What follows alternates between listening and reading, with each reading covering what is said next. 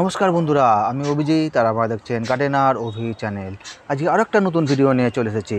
আজকে বন্ধুরা আমি আমার ছাদ বাগানের এই গাছগুলোয় সার দেব।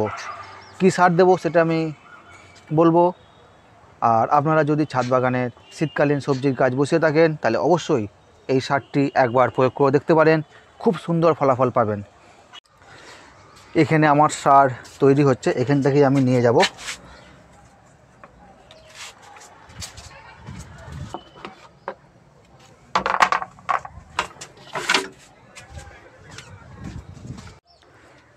এইটায় বন্ধুরা আছে সর্ষের খোল।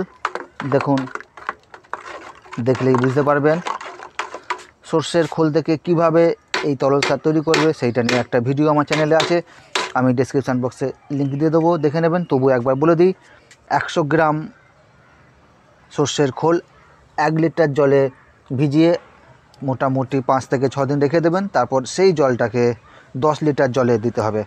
এটা আমার 200 গ্রাম সর্ষের খোল আমি ভিজিয়েছি, আমি 20 লিটার জলের সঙ্গে আমি মিশিয়ে দেব। তাহলে আমি মিশিয়ে দিচ্ছি, আমি দেখুন। আর আরও ডিটেলসে জানতে হলে আমার ভিডিওটা অবশ্যই দেখে নেবেন।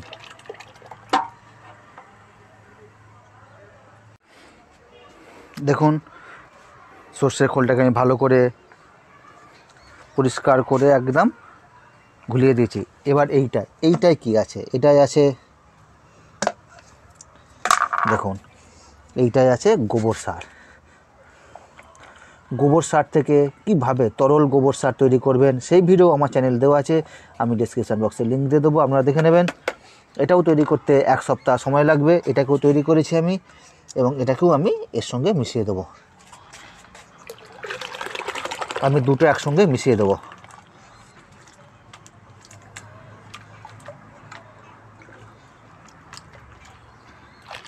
দেখুন ভালো করে, এই যে তরল সার তৈরি হলো, গাছের জন্য একদম অমৃত। শীতকালীন সবজি গাছে আপনারা এইভাবে দিন, দেখবেন খুব সুন্দর গাছ বাড়তে থাকবে। এরপরেও একটা জিনিস করতে হবে, সেটা আমি বলছি আপনাদের।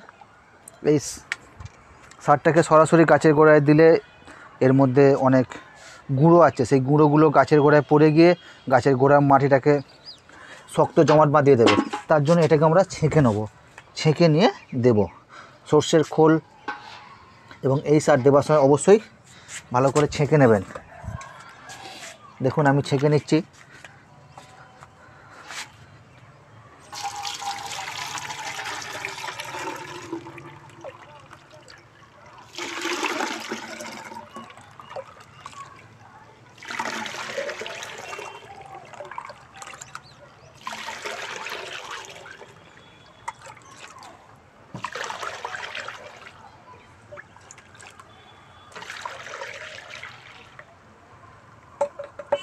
দেখুন এই যে যেটা বেরোলো, এটা ফেলে দেবো না, এটা পরে মাটির সঙ্গে মিশিয়ে দেবো। যখন গাছের মাটি তৈরি করব তখন মাটির সঙ্গে মিশিয়ে দেবো এটা। আর এইটা হলো আপনার তরল সার, এইটা গাছের গোড়ায় আমরা দেব। এটা গাছের জন্য একেবারে অমৃত। আপনারা অবশ্যই শীতকালে গাছে এই তরল সার দিন, গাছ খুব সুন্দর বাড়তে থাকবে।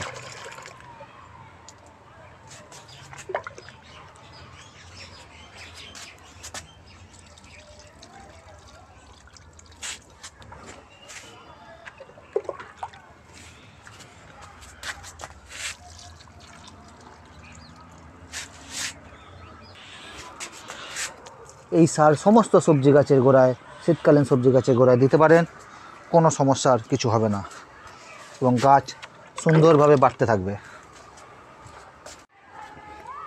আমার 1 বালতি দেওয়া শেষ হয়ে গেছে, আমি আরও 1 বালতি বানিয়ে নিয়ে এলাম, এটাও দেব। এই বিনস গাছগুলো গোড়ায় দিচ্ছি, দেখুন।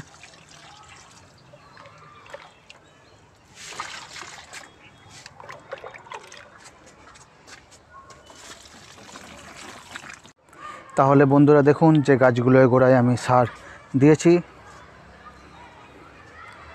যেহেতু তরল সার তাই তাড়াতাড়ি ডিকম্পোস্ট হয়ে যাবে এবং গাছগুলো প্রয়োজনীয় পুষ্টিগুণ পেয়ে যাবে। আর যদি ভিডিওটা ভালো লেগে থাকে অবশ্যই চ্যানেলটি সাবস্ক্রাইব করে দেবেন। ধন্যবাদ।